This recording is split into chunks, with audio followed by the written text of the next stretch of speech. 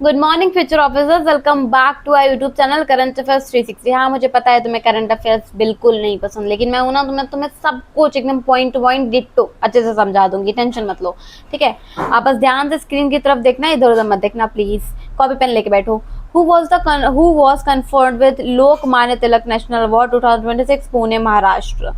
जल्दी से मुझे इसका आंसर बताओ कमेंट सेक्शन में, ठीक है। क्वेश्चन क्या पूछा है? 2026 को का जो लोकमान्य तिलक नेशनल अवार्ड है वो किसको मिला? किसको मिला? अजीत दोवल को, याद रखना, ठीक है। Ceremony was held in Pune Maharashtra, presented by the Lokmanya Tilak Samrat Mandir trust. Ajit Doval is India's national security adviser. देखो, मैं तुम्हें सब कुछ सिंपल में समझा रही हूँ, समझो।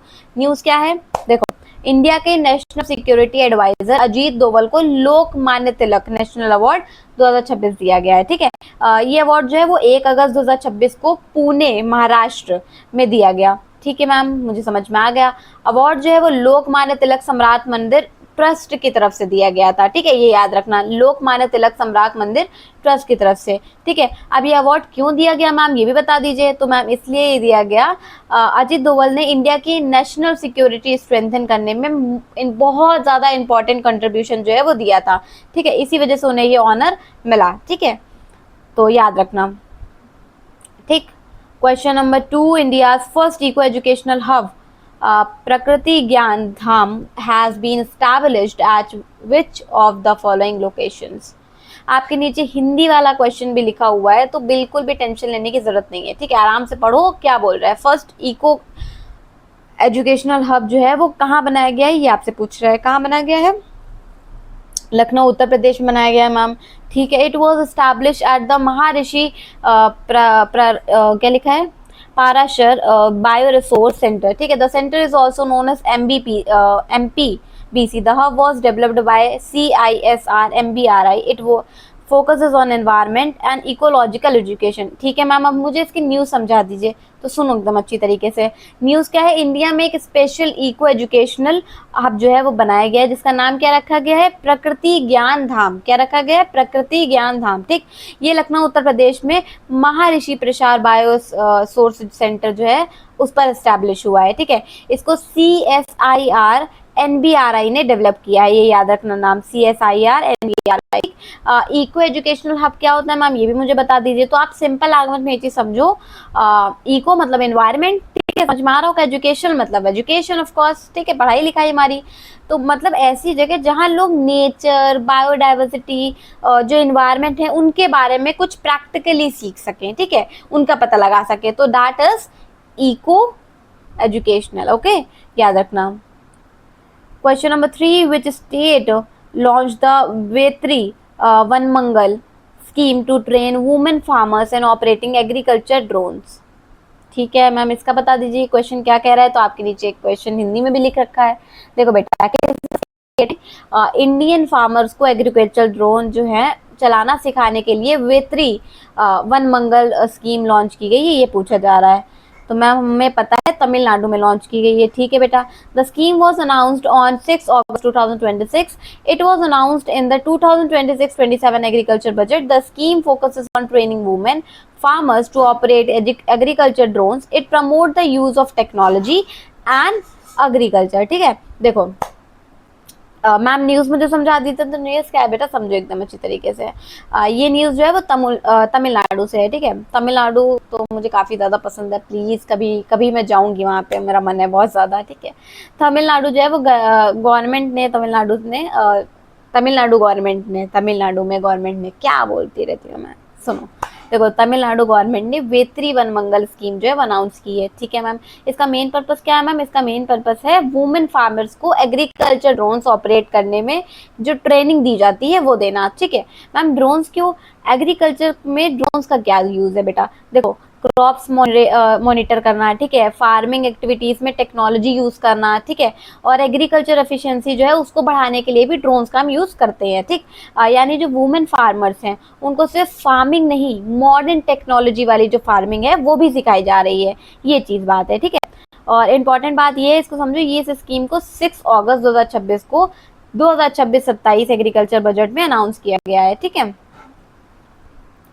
Question number 4, Borjuli wetland notified as a biodiversity heritage site in August 2026 to protect wild rice species in located which state? ठीक है मैम, इसका आंसर बता दीजिए मुझे। बता देती हूँ मैं इसका आंसर है असम। ठीक है, लोकेटेड कहाँ पे? असम में है। The Assam government notified it is biodiversity heritage site. The notification was made in August. अच्छा ठीक है, मैं तुम्हें इसका वो समझाती हूँ क्या है। ठीक है, इसकी न्यूज क्या है।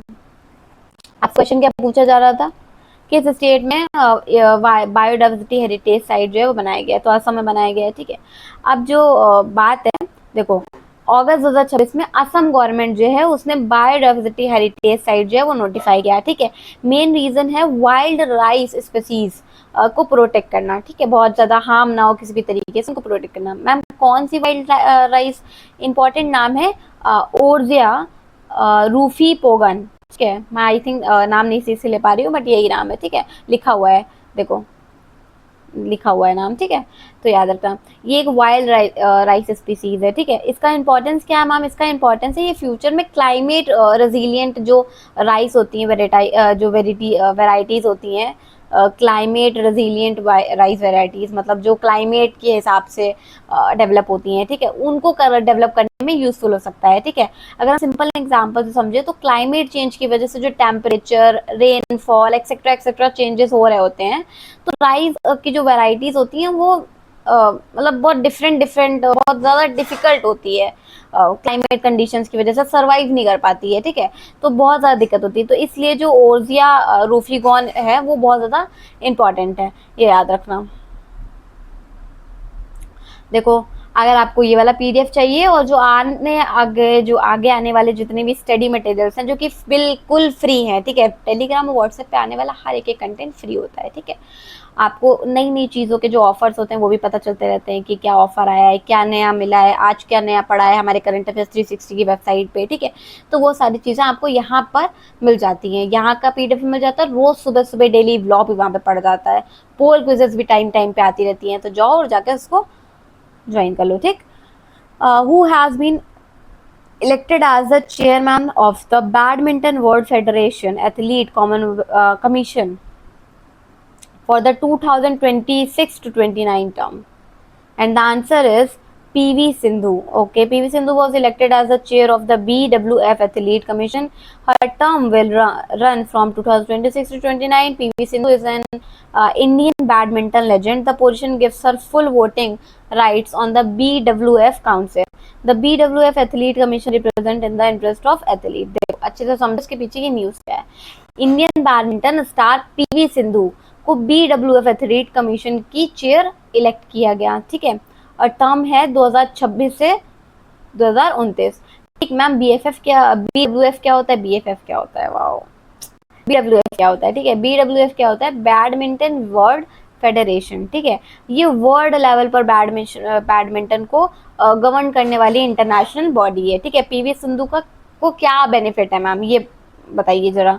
तो चेयर बनने के साथ साथ उन्हें BWF काउंसिल में फुल वोटिंग राइट्स भी मिलते हैं। ठीक है, मतलब जो भी एथलीट्स हैं उनसे रिलेटेड जो भी डिसीजंस लेने होंगे उनमें ऑफिशियली स्ट्रॉन्ग रोल अब वो प्ले कर सकते हैं। ठीक है, अब वो बता सकते हैं कि क्या चीज़ सही है, क्या चीज़ गलत है। ठीक है, उनका थोड़ा बहुत रोल आया है उस टाइम पे।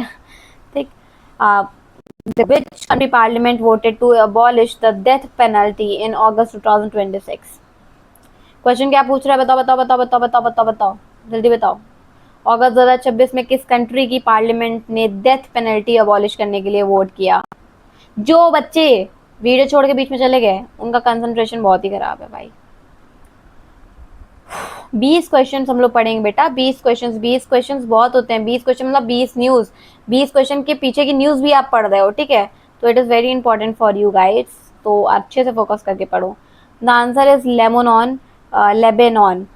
Parliament voted to abolish the death penalty. The decision taken in August.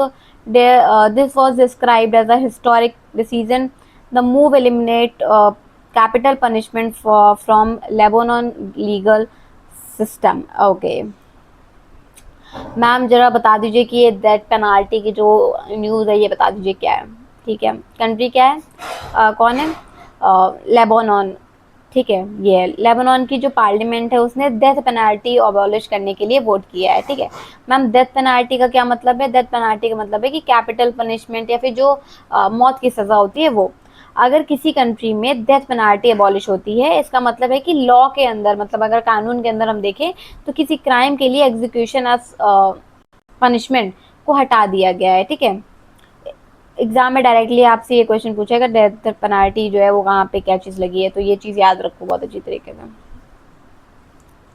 ये डिसीजन जो है एक बहुत ज्यादा मेजर चेंज दिखाता है कंट्री के लीगल सिस्टम में। ठीक है, which three countries sign the MECA joint defence agreement in August, ये मैंने बताया है आप लोगों को, जल्दी बताओ कौन है। And the answer is Pakistan, Saudi Arabia, Turkey. ठीक है, the agreement was signed in August.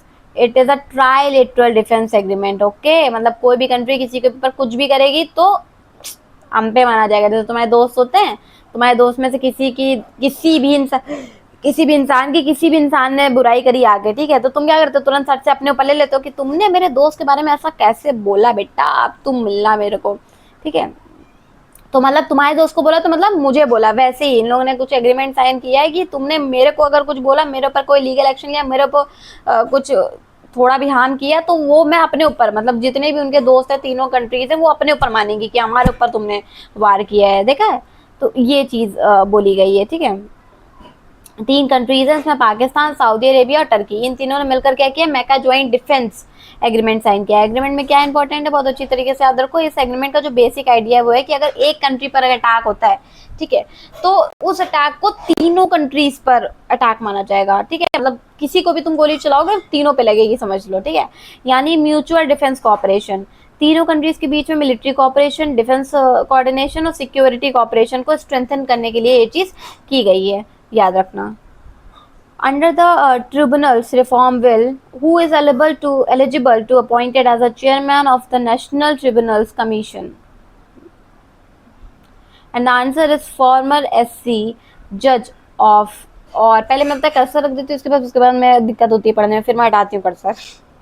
Former chief justice is a high court, देखो लो लिखा है ऑफ आ, मेरा दिमाग पता नहीं क्या हो जाता है, मेरे को लिखा है सामने, मेरा ही नाम लिखा है कशिश, पर मैं नहीं समझ पा रही हूँ कशिश लिखा है। Wow, what is this? आप जब 2 घंटे उठ के जब जिम चले जाते हो, जो रील आ रही है वही वाला सीन है कि तुम्हारी नींद नहीं पूरी हुई है और तुम्हारा ऐसा सेम हो रहा है, बट ऐसा नहीं है यार, मैं तो खूब सोती हूँ फिर भी। चलो बताओ। अच्छा, the National Tribunals Commission was established under the 2026 bill. Their chairperson must be former Supreme Court judge. चलिए मैम, इसके पीछे की न्यूज़ मुझे बता दीजिए क्या है।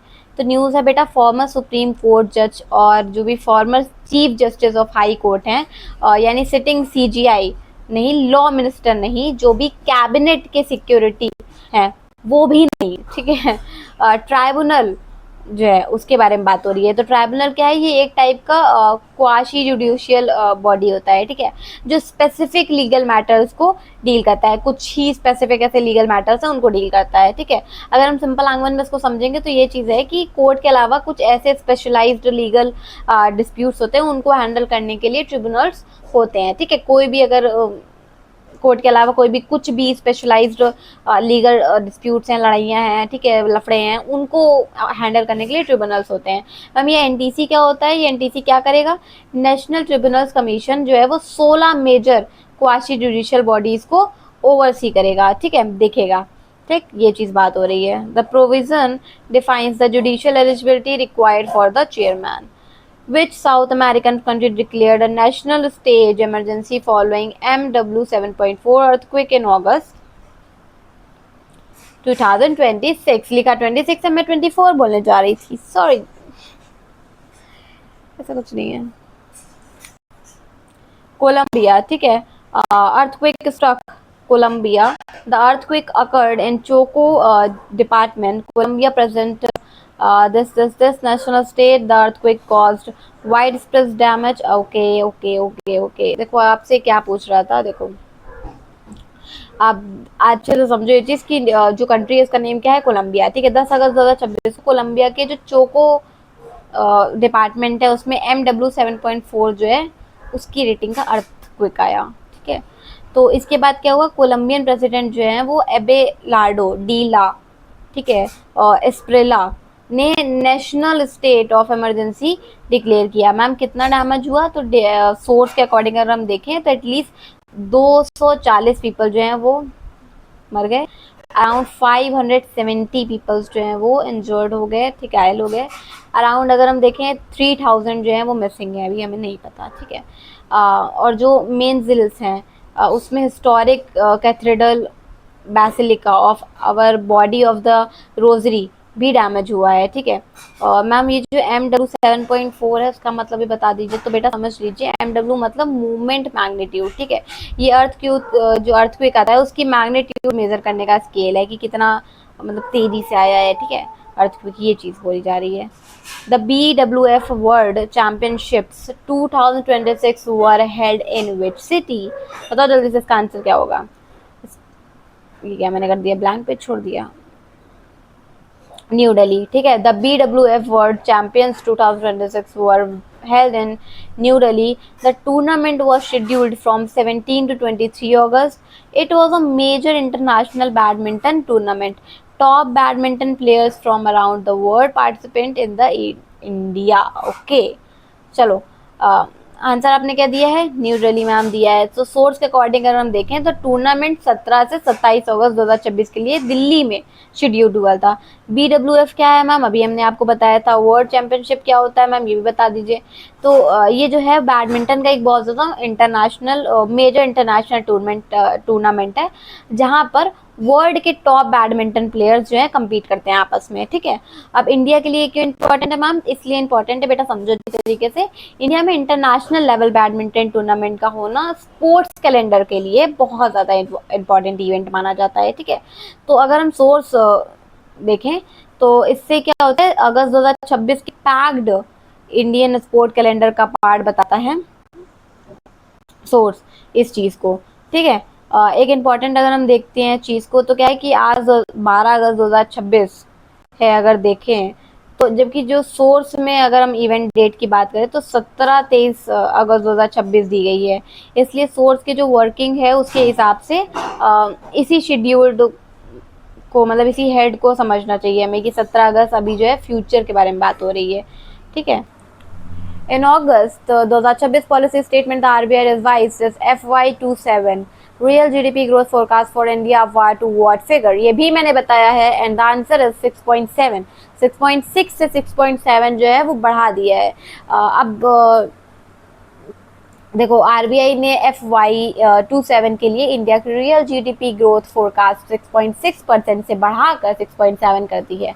आरबीआई को लगा कि डोमेस्टिक डिमांड स्ट्रॉन्ग है, मैन्युफैक्चरिंग एक्टिविटी इंप्रूव हो रही है और प्राइवेट कंजप्शन जो है वो भी स्ट्रॉन्ग है, इसलिए उन्होंने ये काम किया है। 6.6% जो जीडीपी ग्रोथ है उसको बढ़ाकर 6.7 कर दिया है। आरबीआई को इकोनॉमी की ग्रोथ पहले से थोड़ी बेटर एक्सपेक्टेड लग रही है, इसलिए ये काम किया गया है, ठीक। अगस्त 2026 के मॉनेटरी पॉलिसी रिव्यू ने आरबीआई में FY के इन्फ्लेशन फोरकास्ट को घटाकर किस स्तर पर कर दिया? अब घटाकर इसमें पूछा जा रहा है अगस्त में, एंड द आंसर इज 5। तो अब जीडीपी के अपोजिट जो बात हो रही है वो है इन्फ्लेशन वाला पॉइंट। जीडीपी अलग है और इन्फ्लेशन अलग है।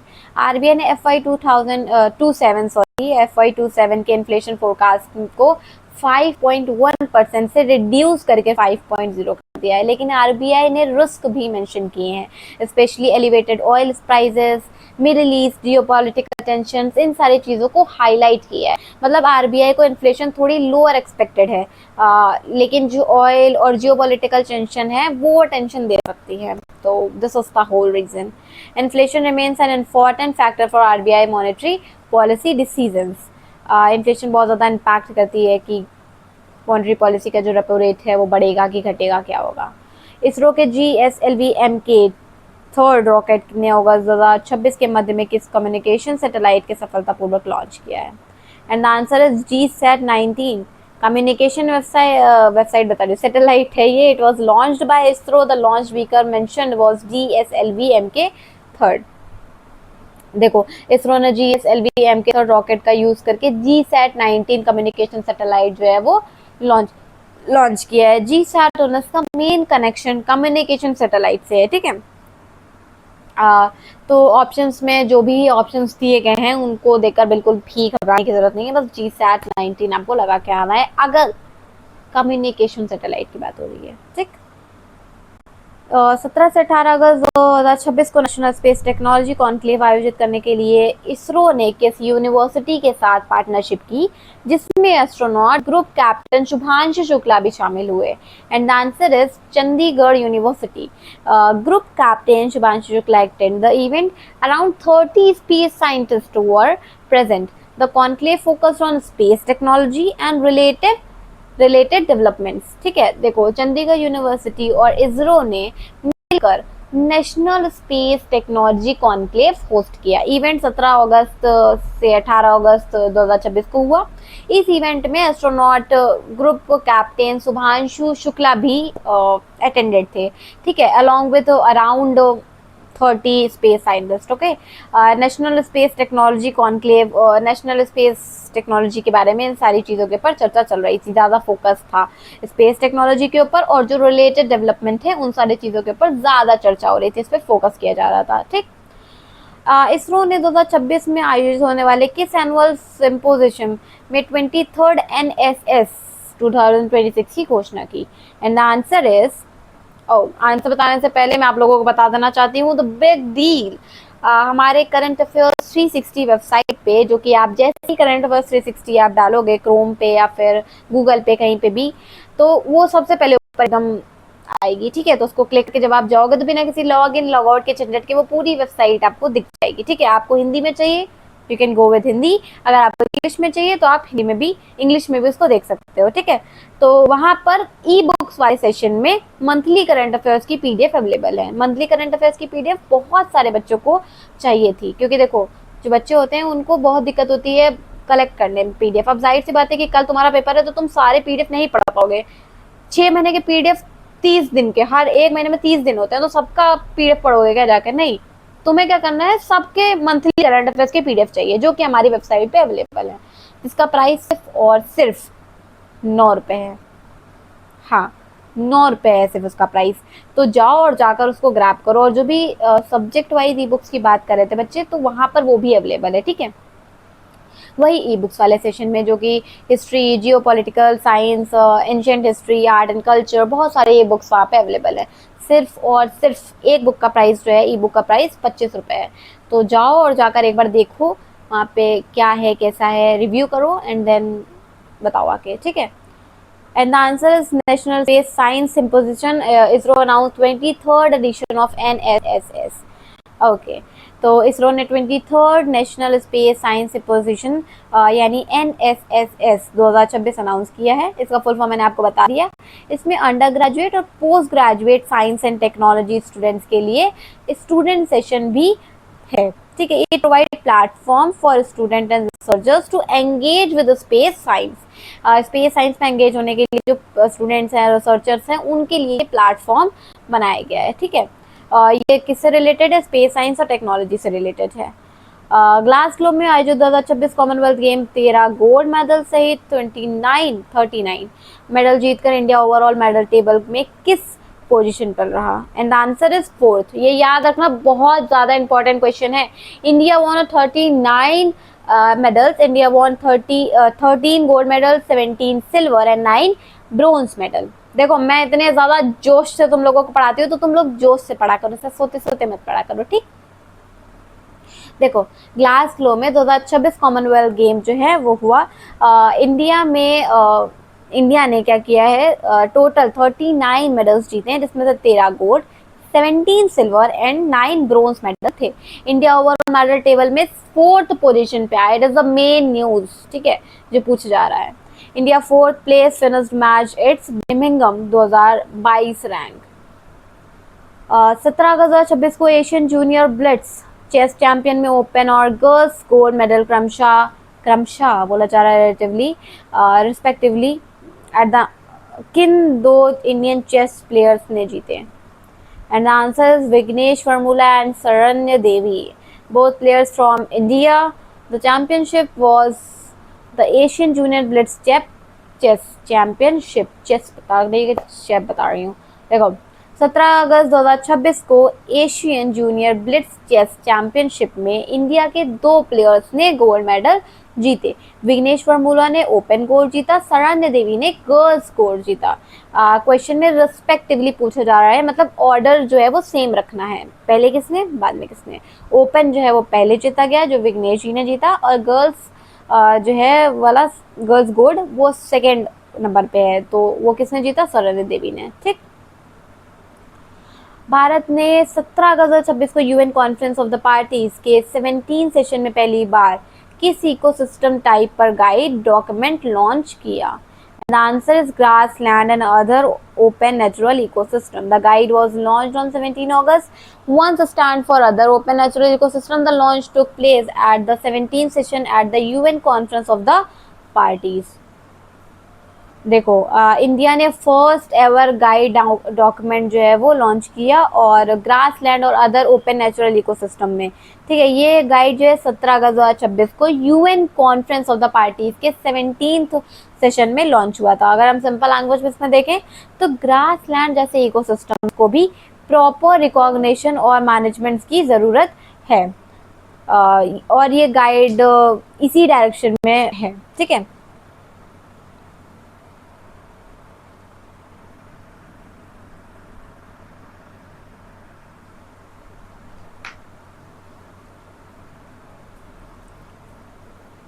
according to the State of India's Environment 2026 report by the Center for Science and Environment, how many of the 9 planetary boundaries has been breached?